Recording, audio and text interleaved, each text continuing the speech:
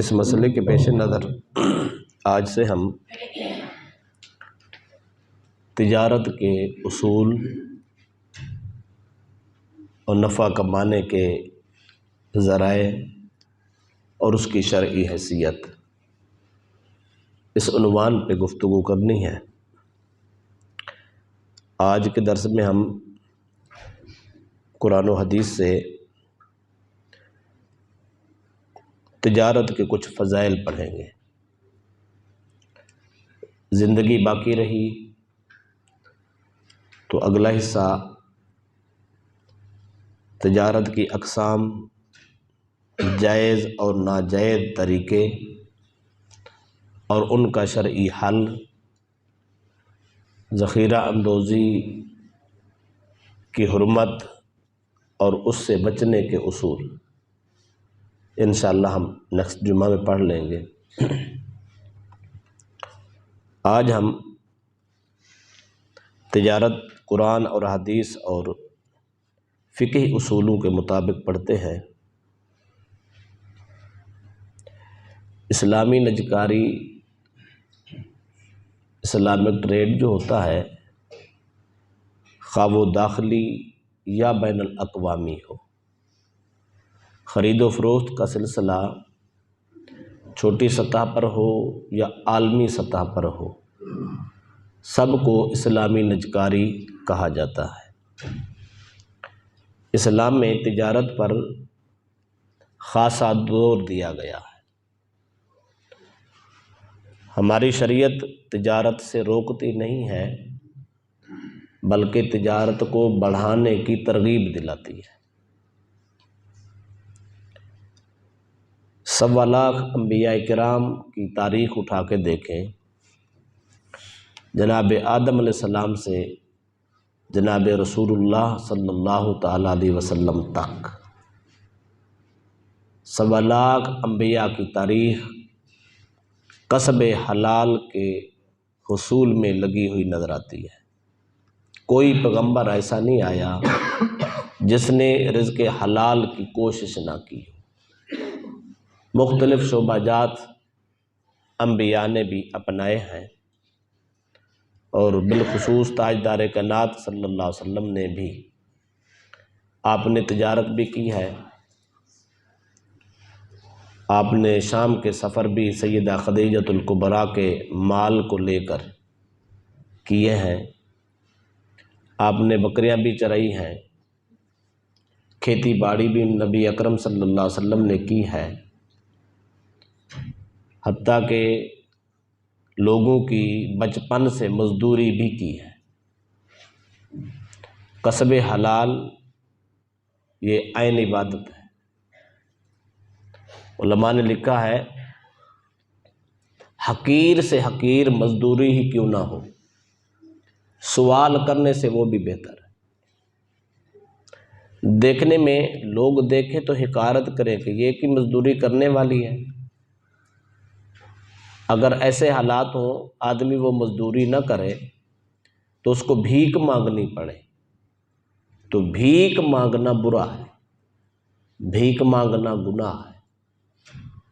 بلکہ انسان بھیک نہ مانگے، مزدوری کا راستہ، کسب کا راستہ اختیار کرے، رزق حلال کو حاصل کرنے کے ذرائع پیدا کرے۔ تجارت کے حوالے سے قرآن مجید فرقان حمید میں اللہ تبارک و تعالیٰ نے ارشاد فرمایا ہے، فَإِذَا قُضِيَتِ الصَّلَاةُ فَانتَشِرُوا فِي الْأَرْضِ وَابْتَغُوا مِنْ فَضْلِ اللَّهِ، جب نماز جمعہ ادا ہو چکے، فَانتَشِرُوا فِي الْأَرْضِ، تم دنیا میں زمین میں پھیل جاؤ، وَابْتَغُوا مِنْ فَضْلِ اللَّهِ، اللہ کا فضل تلاش کرو۔ امام بغوی نے اپنی تفسیر بغوی میں اس آیت کی تفسیر لکھتے ہیں، فرماتے ہیں فَانتَشِرُوا فِي الْأَرْضِ لِلتِّجَارَةِ وَالتَّصَوُّفِ، فرماتے ہیں نماز جمعہ ادا کر کے تجارت اور تصرف کے لیے پھیل جاؤ، جمعے کے بعد جاؤ، کاروبار کرو، رزق تلاش کرو۔ فی حوائبکم، اپنی ضروریات زندگی کو پورا کرو۔ یہ نہیں ہے نماز پڑھ لی ہے ہاتھ پہ ہاتھ رکھ کے بیٹھ جاؤ، نہیں، نماز پڑھ لی، اللہ کا فرض ادا کر دیا، اب ضروریات زندگی کو طلب کرو، اس کو پورا کرو، رزق حلال کے لیے نکل جاؤ۔ وابتغوا من فضل اللہ، یعنی رزق، اللہ کے فضل کو تلاش کرو، یعنی رزق تلاش کرو۔ رزق کو تلاش کرنا، مزدوری کرنا، یہ اللہ کے فضل کو تلاش کرنا۔ بظاہر انسان جان مار رہا ہوتا ہے، مزدوری کر رہا ہوتا ہے، حقیقت میں یہ اللہ کا فضل اکٹھا کر رہا ہوتا ہے۔ امام بغوی فرماتے ھذا امر اباحۃ، یہ مباح امر ہے، وجوبی امر نہیں ہے۔ اگر کوئی آدمی جمعہ کی نماز پڑھ کے رزق کے لیے نہیں نکلتا تو وہ گناہ گار نہیں ہوتا، اگر نکلے گا تو بہتر ہوگا۔ علماء نے لکھا ہے کہ اگر کوئی شخص جمعۃ المبارک والے دن جمعہ کی نماز کے بعد اپنے کاروبار کی طرف نکل جائے تو اللہ 70 گنا برکت عطا کرتا ہے۔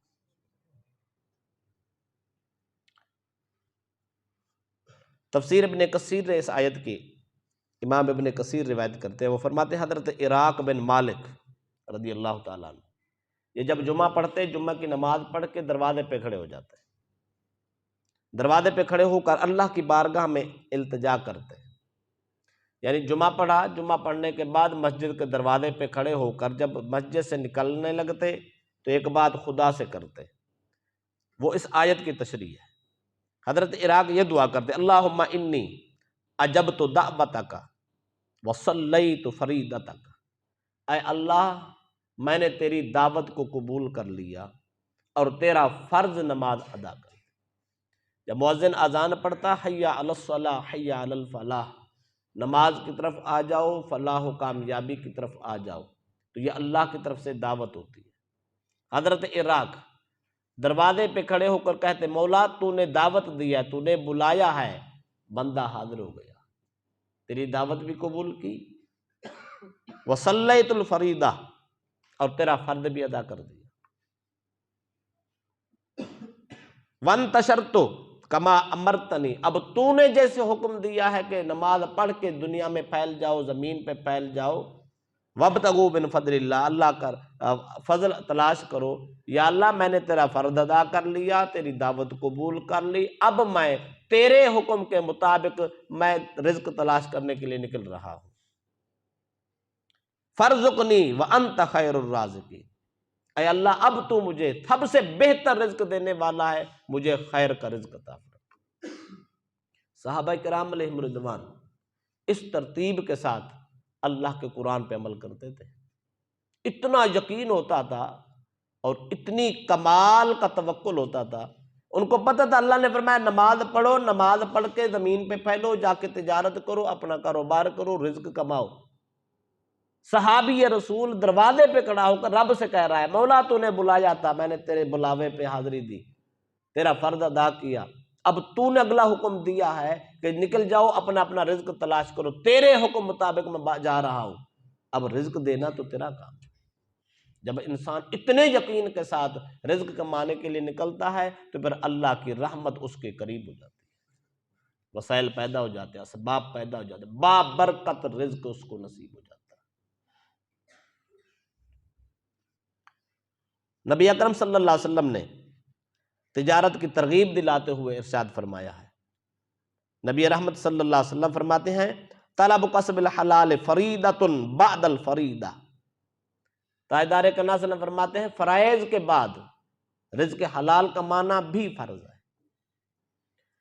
ہم 5 فرض پڑھتے رہے، اسلام کے 5 ارکان پڑھتے رہے، کلمہ، نماز، روزہ، حج، زکوٰۃ، اس حدیث کے تحت 6واں فرض کسب حلال ہے، رزق حلال کمانا، تجارت کرنا، کاروبار کرنا، مزدوری کرنا۔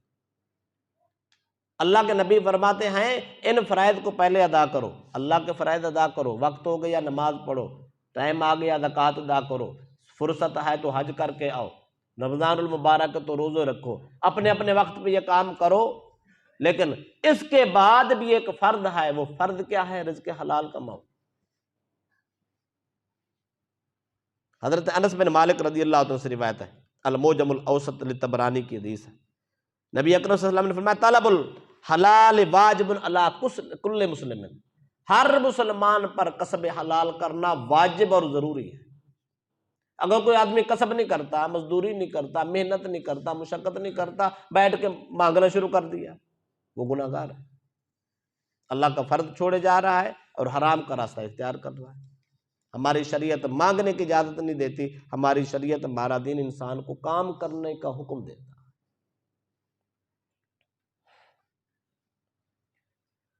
دوسرے مقام پہ اللہ تبارک و تعالیٰ نے اس سے فرمایا یا ایھا الذین آمنوا لا تأکلوا اموالکم بینکم بالباطل الا ان تکون تجارۃ عن تراض منکم، سورۃ النساء۔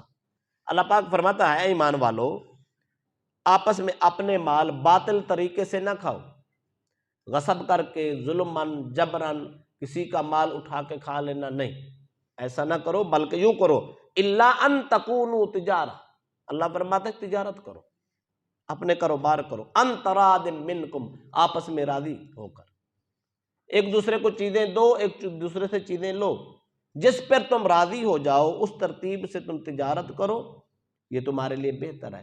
اگر تم تجارت نہیں کرو گے، اپنا کسب نہیں کرو گے، کوئی رزق حلال کا وسائل پیدا نہیں کرو گے، تو پھر صاف ظاہر ہے پھر چوریاں کرو گے، باطل طریقے سے رزق کماؤ گے۔ لہذا باطل طریقے سے رزق کمانا منع ہے، حرام ہے، ناجائز ہے، اور آپس میں لین دین کرنا، معاملات کرنا، تجارت و کاروبار و مزدوری کرنا، یہ حکم شریعت ہے۔ اس پر رسول اکرم صلی اللہ علیہ وسلم نے بھی ارشاد فرمایا، سرکار نے فرمایا علیکم بالتجارت فإن فیہا تسعۃ اعشار الرزق، نبی اکرم صلی اللہ علیہ وسلم فرماتے ہیں میری امت پہ رزق طلب کرنا، تجارت کرنا واجب اور ضروری ہے۔ کیوں؟ فرمایا اس لیے کہ اللہ تعالیٰ نے فإن فیہا تسعۃ اعشار الرزق، 10 حصوں میں سے 9 حصے رزق اللہ پاک نے تجارت میں رکھا ہے، یعنی 10 گنا اللہ رزق عطا کرتا ہے، 10 حصے، ان میں سے باقی جو رزق کے وسائل ہیں، نوکری ہے یا دوسرے تیسرے وسائل ہیں، ان میں ایک حصہ رزق رکھا ہے، 9 حصے رزق اللہ پاک نے تجارت میں رکھا، کاروبار میں رکھا۔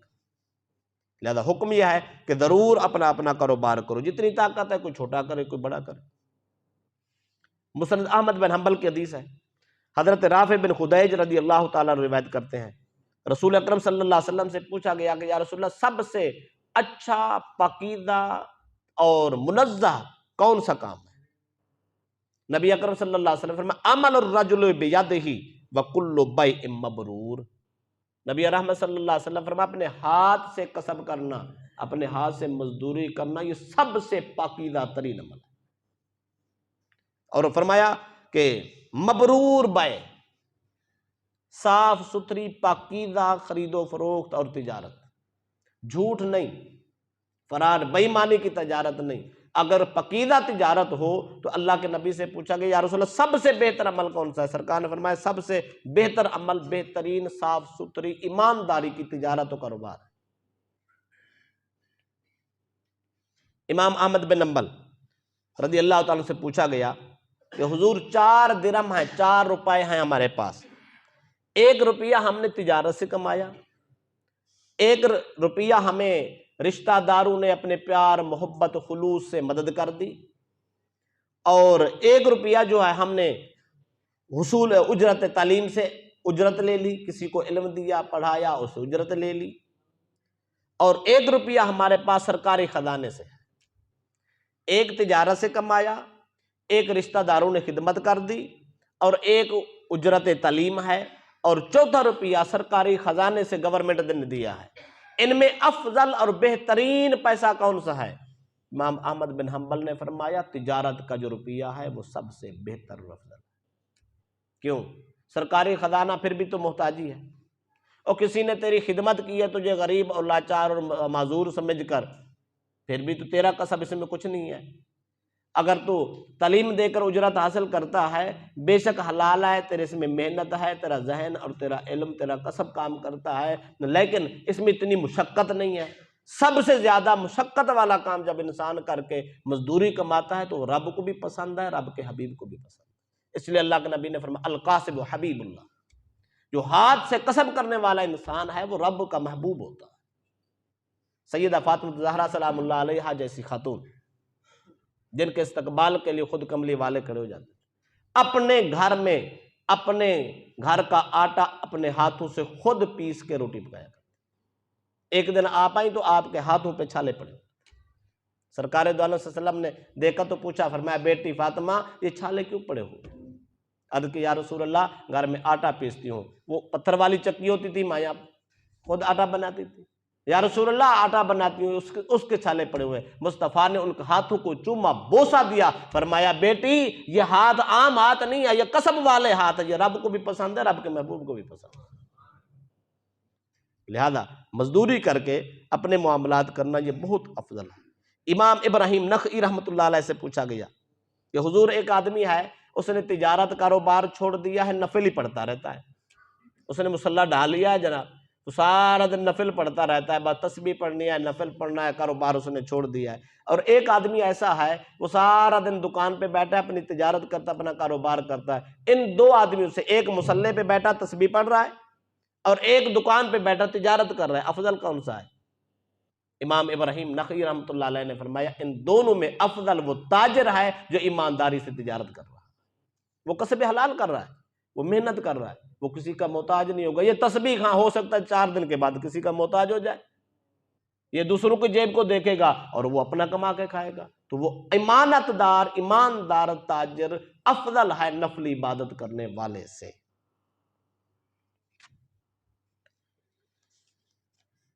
بلکہ علماء نے یہاں تک لکھا ہے ان تجارت میں سب سے افضل جو کام ہے، کپڑے کا کام افضل ترین کاروبار میں ہے، غلہ اناج کا کام افضل ترین کاروبار میں آتا ہے، عطر بیچنا افضل ترین کاروبار میں ہے، اور گھوڑوں کی تجارت کرنا افضل ترین کاروبار ہے۔ اس کو اللہ اور اس کے رسول نے پسند کیا ہے، یہ بہترین کاروبار ہے، ان میں نفع بھی بڑا ہے، پردہ بھی بڑا ہے، اور انسان کو اللہ عزت بھی عطا کرتا ہے، صاف ستھرے کام بھی۔ اس کے بعد اسلامی اصول کیا ہے؟ تجارت کرنے والے کو شریعت نے کون سے اصول دیے؟ 6 اصول ہیں، میں کوشش کرتا ہوں ٹائم میں یہ پورے ہو جائے۔ سب سے پہلا اصول جو ہے وہ اچھی نیت ہے۔ ہر تجارت کرنے والا سب سے پہلے تجارت کرنے سے پہلے نیت اچھی کر لے، نیت صالح ہونی چاہیے۔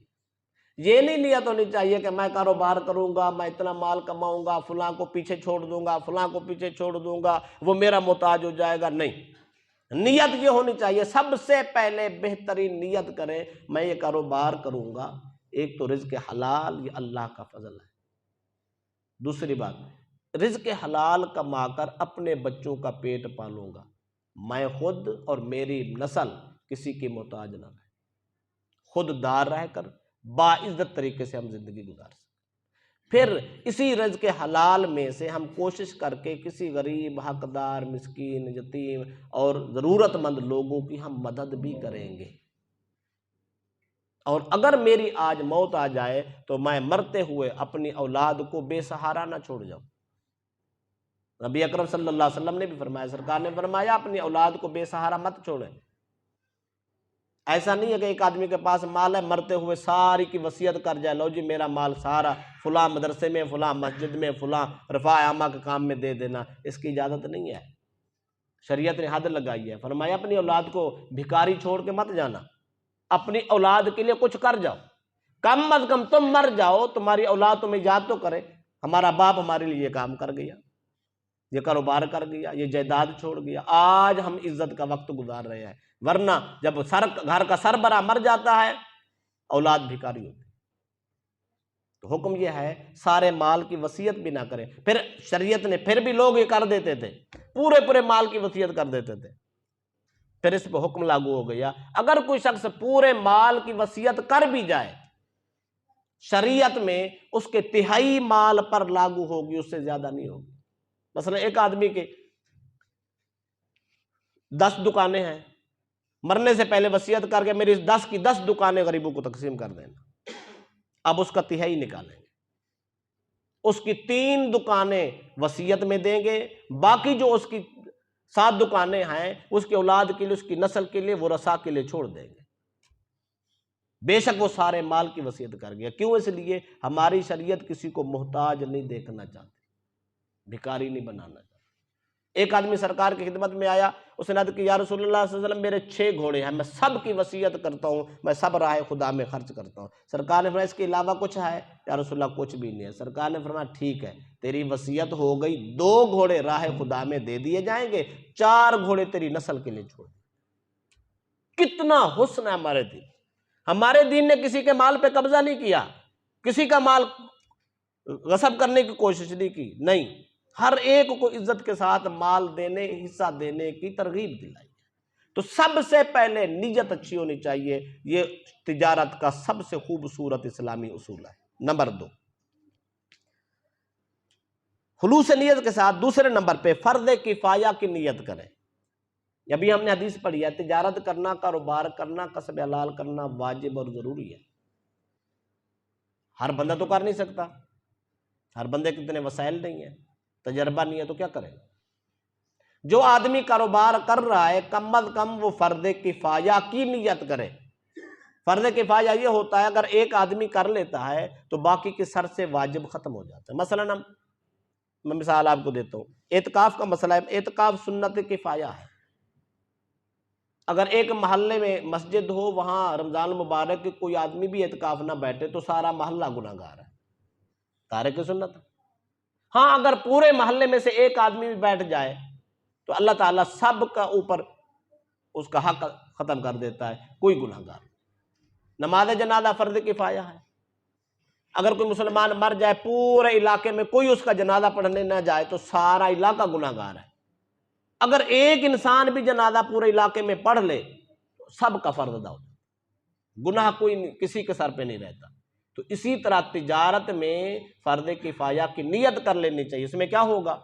جو آدمی ایسی نیت کر کے کرے گا اس کو بہت زیادہ ثواب ملے گا۔ ایک تو ثواب یہ ملے گا جتنے اس کی برادری کے، اس کے قریبی رشتہ دار جن پر یہ فرض ہوگا، اب یہ تجارت کر کے اپنا کاروبار بنا کر ان سب کی کفایت کر رہا ہوگا، اللہ پاک سب کا ثواب اس نیک انسان، نیک سیرت تاجر کو عطا کرے گا۔ اللہ فرمائے گا تو نے ان کا فرض ادا کر دیا، ان کو گنہگار ہونے سے بچا لیا، اب جتنا ثواب ان کو ملنا تھا وہ بھی تیرے کھاتے میں لکھ دیا جائے۔ خلوص نیت۔ نمبر 2، فرض کفایہ کی نیت کر کے تجارت اور کاروبار کرنا چاہیے۔ نمبر 3، بازار آخرت سے غافل نہ ہو۔ یہ نہیں ہے بازار دنیا میں جا کے اس نے دکان ڈالی، کاروبار کیا اور اس کو آخرت کا بازار ہی بھول گیا، نہیں، یہ اصول شریعت میں ہے، تجارت کے اصولوں میں سے تو بازار میں جا کے دکانداری کر، تجارت کر، لیکن آخرت کو مت بھول۔ یہ نہیں ہے تو اتنی غرق ہو جائے کہ تجھے نہ نماز کا پتہ ہو نہ کوئی نیکی کے کام کا پتہ ہو، نہیں، تجارت کر۔ اور بھائی صبح سے لے کر ظہر کی نماز تک یہ سارا ٹائم تجھے کمانے کا تو دیا اللہ پاک نے، کمائی کر۔ نماز ظہر کا ٹائم ہو گیا، اذان سنی، چل کے نماز پڑھ، با جماعت فرض ادا کر کے دوبارہ واپس آ جا۔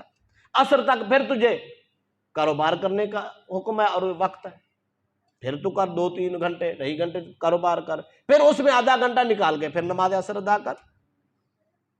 تو یہ حکم یہ ہے، بازار دنیا میں بیٹھ کر بازار آخرت کو نہیں بھولنا چاہیے۔ جو بھول گئے ان کا کاروبار خسارے میں ہے، ان کو نفع نہیں دے گا، سکون نہیں دے گا، عزت نہیں دے گا، بلکہ الٹا ذلیل کرے گا۔ نمبر 4، چوتھا اصول ہے رطب اللسان۔ ایک آدمی اگر بازار میں بیٹھا ہے تو وہ کیا خیال ہے، سارا دن